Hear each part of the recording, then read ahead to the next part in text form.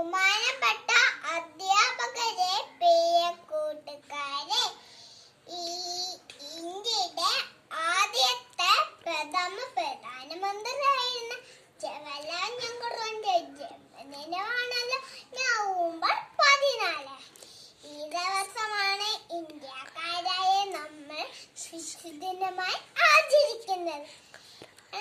കാരണം എന്താന്ന് അറിയണ്ടേ? അദ്ദേഹത്തിന്റെ കുട്ടികളെ വലിയ ഇഷ്ടമായിരുന്നു. സ്നേഹത്തോടെ ചാച്ചാജി എന്ന് വിളിച്ചിരുന്നു. നമ്മുടെ നാടിന്റെ ഭാവി കുട്ടികളെ അന്ന് അദ്ദേഹം വിശ്വസിച്ചിരുന്നു. ചാച്ചാജി ആഗ്രഹിച്ച പോലെ നമ്മൾക്കും പഠിച്ച് വളർന്ന് നമ്മൾ ഇന്ത്യക്ക് വേണ്ടി പ്രയത്നിക്കുന്നത് നമുക്ക്